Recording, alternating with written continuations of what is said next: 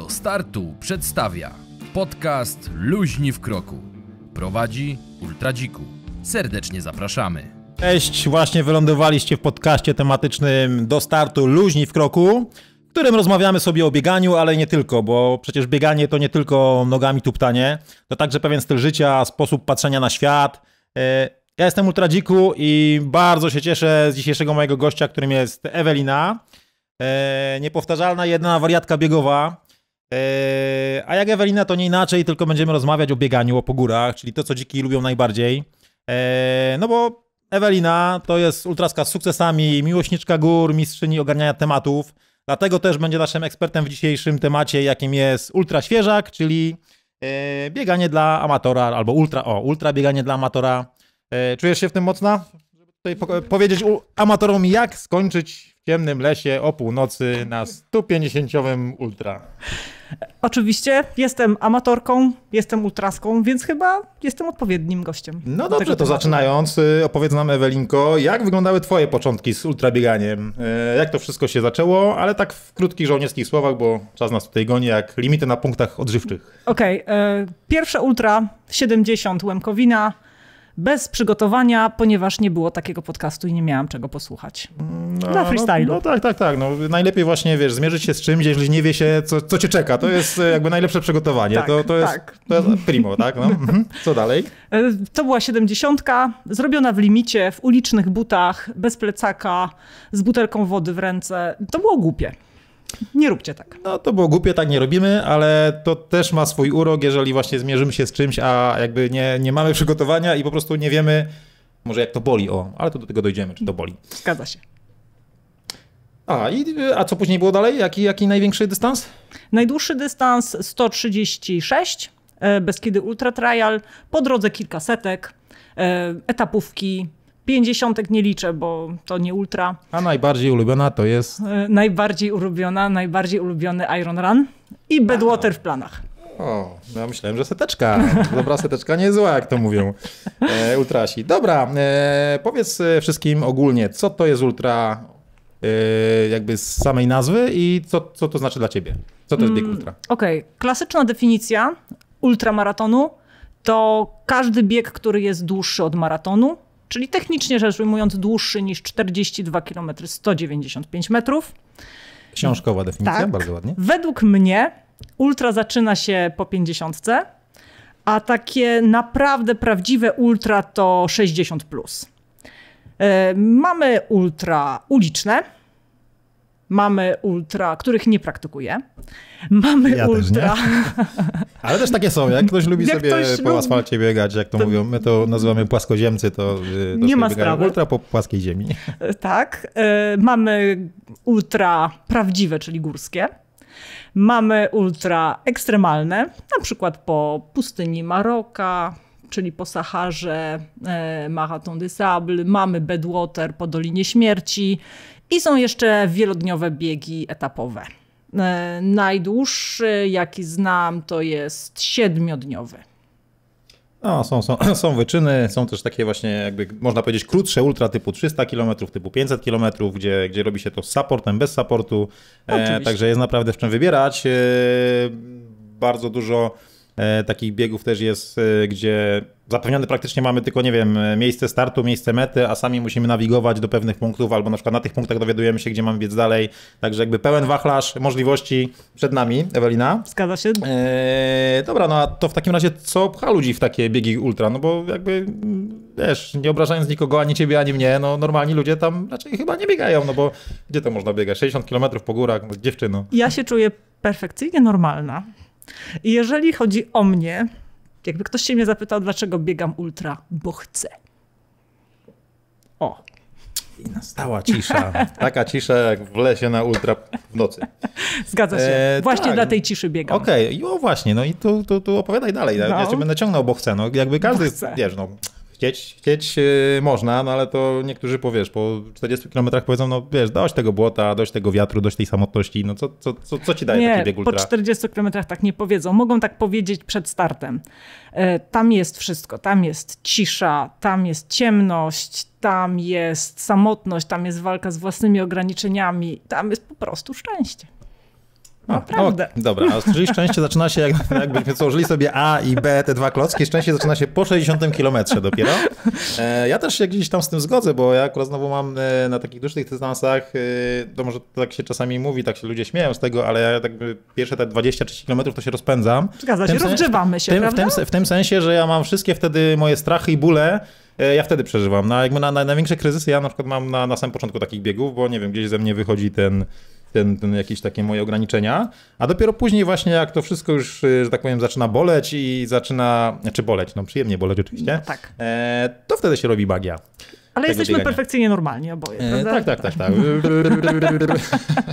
No, nie dzwońcie po lekarzy. Dobra, okej, no to w takim razie to ultra nie jest takie straszne, tak? Ultra jest może być cudowne. fajne. Może sobie jeszcze później na końcu wylistujemy, co jest takiego fajnego w ultra, bo to gdzieś tam się powoli pojawia w naszych rozmowach. Miałem tu pytanie do ciebie, czy ultra to tylko góry? Odpowiedziałeś na samym początku, że ultra to też biegi asfaltowe. Jakie jest twoje podejście do... Znaczy, twoje podejście do biegów ogólnie płaskich znamy, ale jakby jak można rozróżnić te dwa ultra? Nie wiem, jakie widzisz tutaj różnice oprócz właśnie, nie wiem, samego klimatu? No, ludzie jak kochają góry, to wiadomo, że będą biegać po górach, ale jako sportsmenka, nie wiem, byś miała na przykład propozycję reprezentowania kraju na 60 km po płaskim albo na 100 km po płaskim, przyjęłabyś?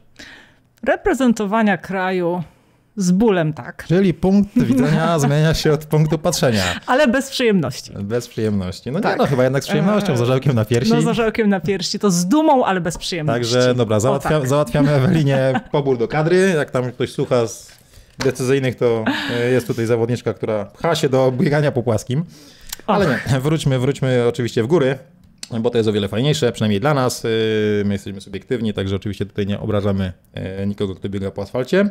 Bo na przykład też w naszym gronie mamy tutaj jednego kolegę, który reprezentował kraj na długodystansowych biegach płaskich. Zgadza się. Paweł jest w tym świetny. Paweł Kosek, też go może kiedyś zaprosimy, to powiada nam, jak to się jest nudzić na takim płaskim biegu, nie? No. O, właśnie. I tu mi się nasunęła właśnie ta zasadnicza różnica między bieganiem górskim a ultra, a bieganiem po płaskim. To jest chyba właśnie ta nuda, bo moim zdaniem jakby biegnąc asfaltem, gdzie się tak na dobrą sprawę nic nie dzieje, tylko biegniesz, widzisz przed sobą 4 km asfaltu, autostrady, to ja na przykład się nudzę strasznie. A biegnąc po górach, nawet jak widzę te 4 km przed sobą szlaku, ścieżki, to jednak wiesz, zawsze są jakieś takie widoki, coś się dzieje, coś może z tych drzew wypadnąć, coś, wiesz, można się przewrócić na przykład też trzeba uważać, więc jakby cały czas jest ten fokus i ten fan z tego biegania moim zdaniem. Nie, no oczywiście. Ja się nudzę na 10 kilometrach na płaskim. Potrafię się zamyśleć, rozglądać po chmurkach, no a na 10 kilometrach nie można sobie na to pozwolić. Dlatego, jak się chce zrobić jakiś tam czas. Dlatego nie, biegi górskie są zdecydowanie, to po prostu to jest to. No dobra, to w takim razie teraz powiedzmy, ktoś sobie zamarzył ultra i wytłumacz nam, czy właśnie w takim biegu ultra liczy się tylko wynik. Ja zawsze się śmieję na przykład, że jak mam zapłacony bieg, który ma limit 16 godzin, no to ja mam zapłacone za 16 godzin zabawy i ja nie będę się śpieszył, tak? Ale ja oczywiście nie walczę gdzieś o podium. Ty gdzieś przewijasz się w czołówce takich biegów zazwyczaj, więc dla ciebie na pewno ten wynik się liczy, ale co możesz powiedzieć właśnie, nie wiem, ludziom, którzy chcą pójść w biegi ultra? Wiesz co, no dla mnie wynik się liczy, no ale każdy ma swoje Kilimandżaro, prawda? Uważam, że super jest kończyć bieg w limicie. Super jest później za rok powiedzieć sobie, przebiegnę 2 godziny szybciej. Ale jeśli przebiegnę jeszcze raz znowu w limicie, też jest okej. Naprawdę. Co bym powiedziała ludziom, którzy chcą zacząć ultra, tak? To mamy 2 możliwości moim zdaniem. Albo podchodzimy z ułańską fantazją, albo podchodzimy metodycznie. Czyli mamy tu przedstawicieli jakby 2 szkół, tak? Czyli ułańska fantazja i metodycznie, troszkę bardziej metodycznie, troszkę może, bardziej bo też może nie do końca, tak? Bo zgadza z tego, się, jak cię znam, to też wiem, że nie jest to aż taka wielka spina. Ułańskiej fantazji może nie będę tłumaczyć, każdy ma swoją ułańską fantazję. Jeśli chodzi wsiadamy na konia i badu, dobra, no a twoja szkoła? Jeśli chodzi o metodyczne podejście, no to trzeba sobie wybrać dystans. Proponuję nie zaczynać od setki jednak. 50, 60, może 70. Tak. To też popieram. Później wybrać sobie góry, bo jednak trochę inaczej się biega po Sudetach, a trochę inaczej się biega po naszych kochanych kamienistych Beskidach. Później sprawdzić przewyższenia. To jest takie magiczne słowo. Jak jest 3000 przewyższeń, to znaczy, że trzeba będzie 3 km iść pod górkę i prawdopodobnie zbiegać z górki, jeżeli to jest pętla. Tak, to jest dodatkowy właśnie czynnik, o którym ci, którzy biegają po płaskim i nie idą w góry, mogą nie wiedzieć, a jednak on daje tutaj dużo w kość i dużą różnicę, tak? Nie, no oczywiście. I te przewyższenia też na jakim odcinku trasy, bo to też jest jakby różnica wtedy od jak wysoko nóżki trzeba podnosić, tak? Twierdzenie Pitagorasa po prostu. O, czyli bardzo ładnie. naprawdę. Czyli mamy dystans na przykład 100 km i na sudeckiej setce jest 3600 przewyższeń. I teraz powiedz wszystkim, jak ty to policzyłaś z Pitagorasa, ile tam jest przewyższeń, na jakim odcinku i no dobra, no okej.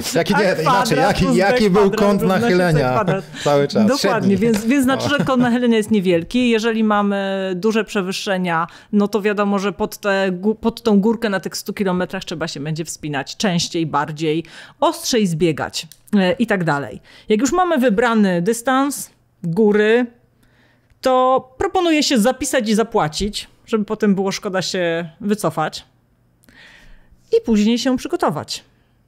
Do przygotowań zaraz dojdziemy, ale jeszcze jak tu rozmawiamy o już samym starcie, powiedzmy jakimś tam pierwszym i biegu po górach, to powiedz mi, bo sama mówiłaś przed chwilą, że po pierwsze można biegać na limit, oczywiście można też walczyć o lepszą pozycję. Po drugie, tutaj dosyć jakby ciężej jest kontrolować tempo via odległość, która ci została, trasa, no bo tu dochodzą jeszcze te właśnie magiczne przewyższenia. Wiadomo, że pod górę będzie troszeczkę wolniej, z biegi możesz nadrabiać, więc czy warto na takich biegach trzymać się tego zegarka, jakichś swoich wytycznych, które powiedzmy sobie wgrałem albo mam w głowie, że muszę biec ze średnią taką i taką. Jak ty używasz zegarka w górach, czy tak bardziej tylko kontrolnie, na przykład nie wiem, na punktach, wiem gdzie jestem, wiem ile mam? Ja w ogóle robię w ten sposób, że zasłaniam zegarek na zawodach. Tak? Tak. Z zegarka korzystam na treningach jak najbardziej, żeby kontrolować.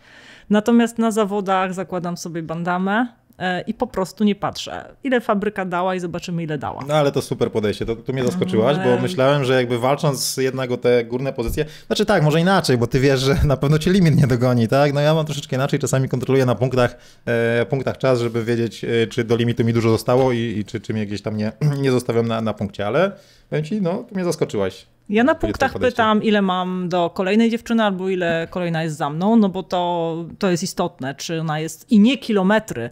Ja muszę wiedzieć, czy ona jest za mną pół minuty, 3 czy 5. Nic mi nie da, jak powiedzą mi, że jest kilometr za mną. Naprawdę nic mi nie da. I przede wszystkim jak wyglądała? Czy już cierpiała, czy nie? Tak? Czy się cieszyła tak jak ty zawsze na biegu? Tak? Zgadza się, dlatego trzeba wbiegać na punktach uśmiechnięte. No bo ja właśnie nigdy nie widziałem zdjęcia Eweliny z biegów górskich, żeby ona się gdzieś, nie wiem, jakaś tam strasznie, jakiś grymas bólu, zawsze uśmiechnięta, na wesoło leci jak ta kozica górska. Bardzo dobrze. Dobra, no to w sumie już troszeczkę powiedziałaś, jeżeli ktoś biega już sobie jakiś czas, czuje się na tyle mocny, żeby wystartować w pierwszym ultra, takim albo według twojego słownika ponad 60, albo na przykład właśnie tam wydłużając sobie powoli, bo na przykład ja jak zrobiłem ultramaton bieszczadzki 44 km, to się zacząłem nazywać małym ultraskiem dopiero, tak? No też mniej więcej jakby idąc tym tropem, ale oczywiście nie ujmując nikomu. Każdy taki bieg to już można się nazwać ultrasem. No to od czego ma zacząć taki człowiek? No nie wiem, marzy mu się ultra. Troszeczkę już tak opowiadałaś, że trzeba tam wybrać bieg i tak dalej. O czym jeszcze musi pomyśleć? Zakładam, że ma za sobą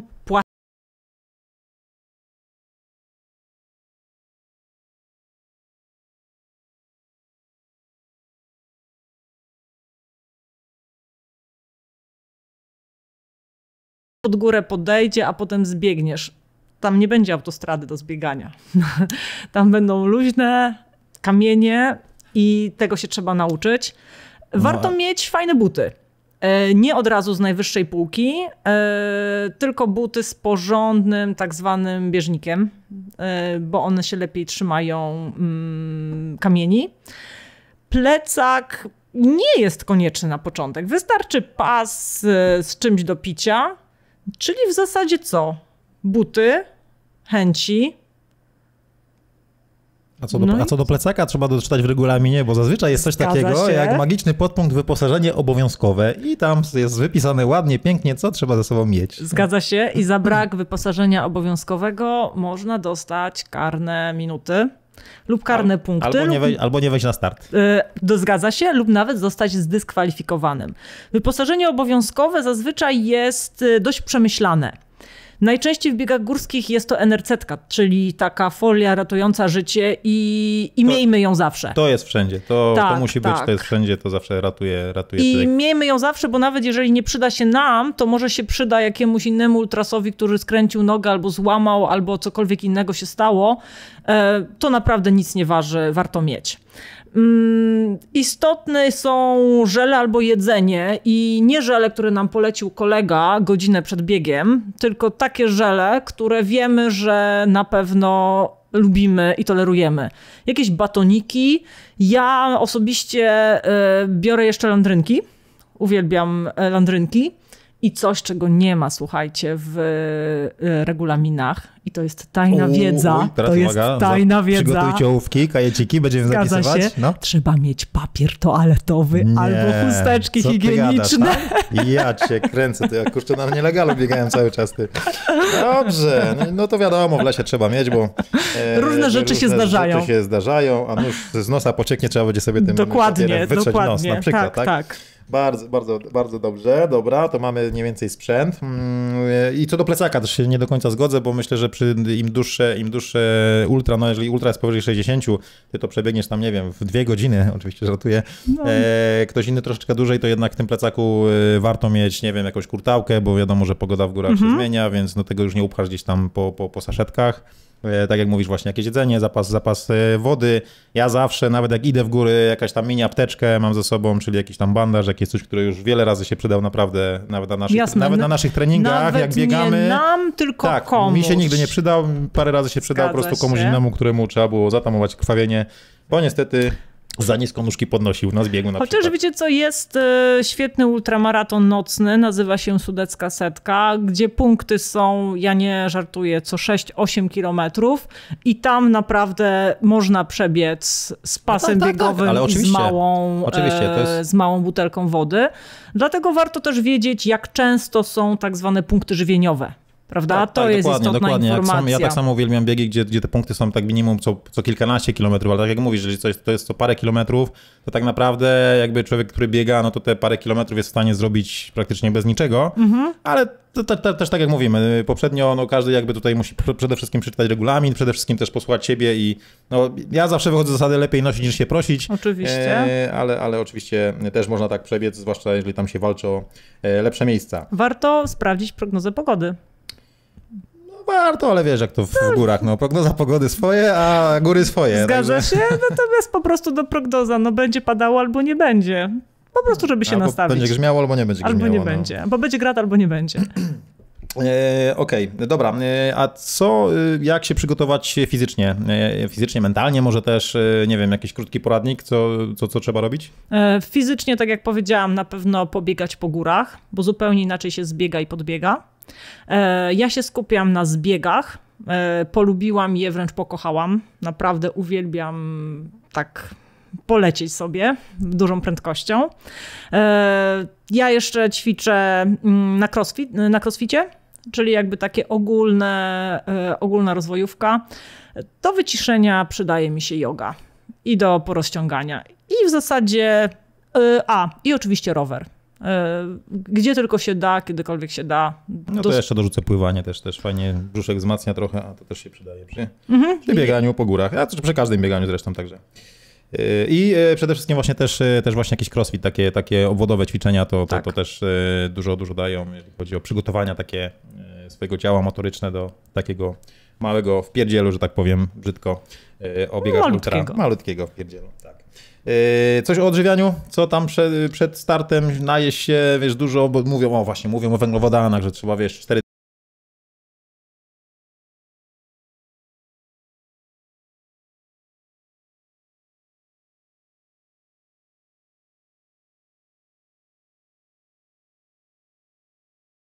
zaczniemy czytać, jak się odżywiać przed ultra, to najprawdopodobniej zrobimy sobie krzywdę. Tak, proponuję słuchać siebie, proponuję nie za bardzo zmieniać dietę przed, ponieważ ten papier może się bardziej wtedy przydać. Nawet w ogóle nie zmieniajmy diety, bo się organizm zdziwi i właśnie wtedy możemy sobie biedę narobić. Zgadza się. Dużo pić, bo to jest chyba najistotniejsze. Odwodnienie na ultra, szczególnie jak jest gorąco, jest bardzo niebezpieczne. Po prostu pić ile tylko się da. Ja jem na każdym punkcie i w zasadzie tyle, czyli nie szaleć, nie zmieniać. To jest mega istotna informacja. Dokładnie, ja tu popieram, bo każdy taki eksperyment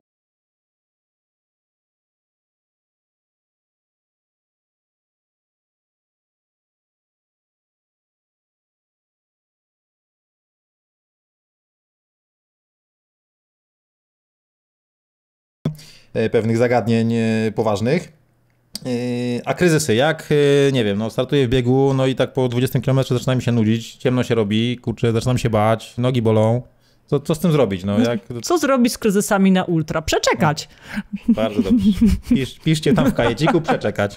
Ale to co, siadamy wtedy, kocyk sobie rozkładamy, nie wiem, wyjmujemy sobie te żele, tam robimy piknik. Nie, trzeba przeczekać, a najlepiej przyspieszyć i przeczekać. Przegonić ten kryzys. Tak, po prostu, no i tyle, przejdzie, naprawdę, ja wam gwarantuję, że przejdzie. Ale dokładnie. Ja też tutaj popieram. Jakby na biegu, przynajmniej u mnie, w moim przypadku to jest tak, że jakby te emocje, ta mentalność, to jest taka typowa sinusoida podczas takiego biegu. Jest po prostu od momentu, że nie wiem, latam, mogę wszystko, po moment, co ja tu tak na dobrą sprawę robię, nie? No co ja robię tu? I wtedy trzeba przyspieszyć. Aczkolwiek więcej jest momentów jednak tych fajniejszych, także tutaj nie ma się co za bardzo wcześniej jakby wystraszyć biegania takiego właśnie po górach i kryzysów jakikolwiek, bo tym bardziej, że właśnie też te biegi górskie, też one są tak robione, że to też nie jest tak, że tam bardzo długo na przykład jesteś sama gdzieś, zwłaszcza jak biegasz gdzieś tam wolniej, gdzieś w tej końcówce, czy na środku stawki, nie tak jak ty, gdzie tam biegniesz sama cały czas, to ja ci opowiem, jak jest z tyłu stawki, że tam jest pełno ludzi, wiesz, tu sobie z jednym porozmawiasz, tu z drugim, to nie jest tak, że wiesz, gdzieś na jakieś strasznie długie odcinki czasu musisz się gdzieś tam samemu po lesie błąkać. To rzeczywiście tam powiedzmy na tym, może nie w czołówce, ale tam na początku stawki, rzeczywiście biega się samemu i patrzy się gdzieś tam daleko na jakąś czołówkę, ale tak jak mówię, każdy kryzys przeczekać. Ale z drugiej strony też wiesz, że biegacze na takich zawodach nie przejdą obojętnie też, jak nawet jakby ci coś stało, a nie, no to wiesz, że masz za sobą jeszcze te 385 osób, które jest w stanie ci pomóc. Jaki z tego wniosek? Nie bądźmy ostatni. A to nie, to wtedy jedzie kład zbierają, tak, goprowcy. No. Nie, naprawdę, to jest bardzo, wbrew pozorom, to jest bardzo bezpieczny sport. Dokładnie. Jest zazwyczaj zabezpieczenie na takich zawodach jest takie, no bardzo fajne, gdzieś GoPro czuwa, mamy numery na numerach startowych, mamy numery do służb odpowiednich, do medyków, no a przede wszystkim właśnie sami biegacze górscy, no nie zdarzyło mi się, żeby ktokolwiek przyszedł obojętnie, nawet jak sobie człowiek siądzie, czasami taki zmęczony, nic ci nie jest, to nie, no może, nie wiem, czy ale jak ktoś przechodzi, to się po prostu pyta, tak, wszystko okej, jest każdy wiesz, przystanie, także tu też się nie bójcie, bo ta pomoc na pewno się znajdzie. A no właśnie, jeszcze tak, nie wiem, chcę to biegać ultra, no ale dalej się boję. No, co z takimi zagrożeniami, na przykład, nie wiem, jak zagubienie się? Można się zgubić na ultra? Można się zgubić. No co, jak się zgubisz, no to masz się odnaleźć. Jak ci zgaśnie czołówka, no to będzie zgaśnięta, no to czekasz na świt. Aż tak super ciemno nie jest. Przeczekać. No co powiem? Razem ze świtem kryzys przejdzie, tak? Zgadza się, zgadza się. Znowu mamy rozwiązanie, no. A jak będzie lało, wiało, no to co? To zakładamy kurteczkę, którą mamy w tym plecaku, którego ty nie nosisz. Albo przeczekać. Przeczekać. Naprawdę, słuchajcie, deszcz przejdzie.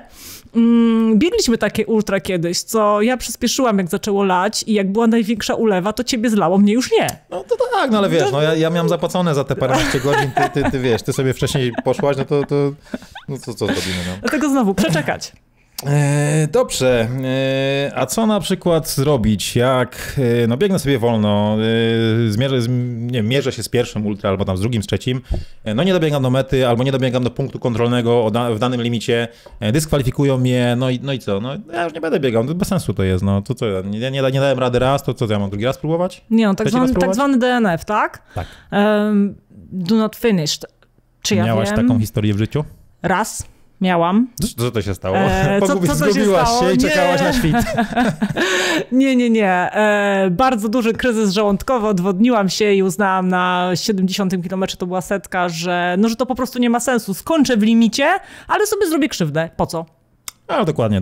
Mierzmy siły na zamiary, też i zdrowie najważniejsze, tym bardziej właśnie, gdy biegamy nie na tym poziomie jakimś zawodowym, tylko takim jak my. Dalej jesteśmy amatorami biegania i dalej ma nam to sprawiać radość, a nie zagrożenie. Słuchaj, ale wróćmy do not finish. No dobra, nie skończyłeś w limicie.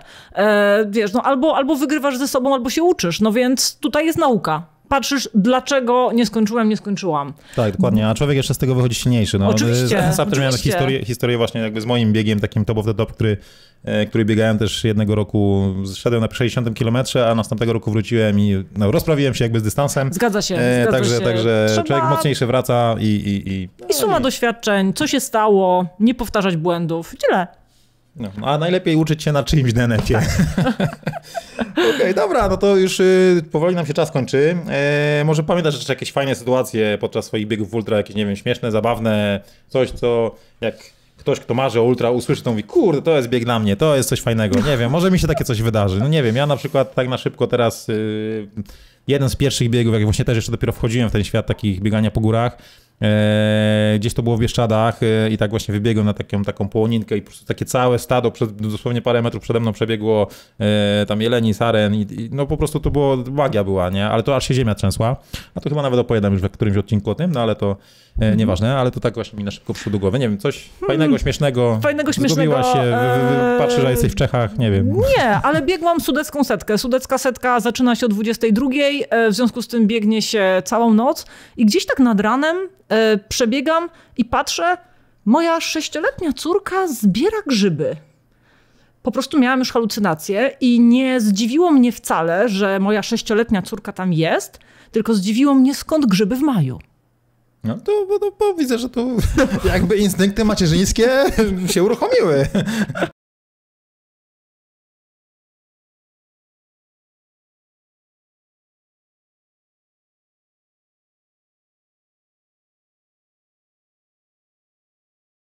Przy naprawdę takich bardzo długich wyrypach, gdzie się jest naprawdę zmęczonym w nosy, także tego na początek nie próbujcie na pewno. Okej, dobra, no to co, no to tak podsumowując, nie wiem, ja mogę to streścić tak, że jak się biega ultra, to podobno amerykańscy naukowcy zbadali, że wiesz, po pierwszych 3 godzinach organizm spala cukier, po następnych 3 godzinach spala tłuszcz, a już po następnych 3 i cały czas dalej to spala mózg, także no nie wiem. Bardzo możliwe. Jaka nas przyszłość czeka. Ewelina, dziękuję Ci za dziś. Na pewno zaprosimy Cię jeszcze do jakiegoś podcastu na temat biegania po górach, bo to jest mój ulubiony temat, także no niestety, a ja tu rządzę, także będziesz na pewno jeszcze gościła u nas. To na razie tyle. Cześć, dzięki za zaproszenie. Ja. No i jak? Zachęciliśmy Was do ultra? Jeśli tak, a tym bardziej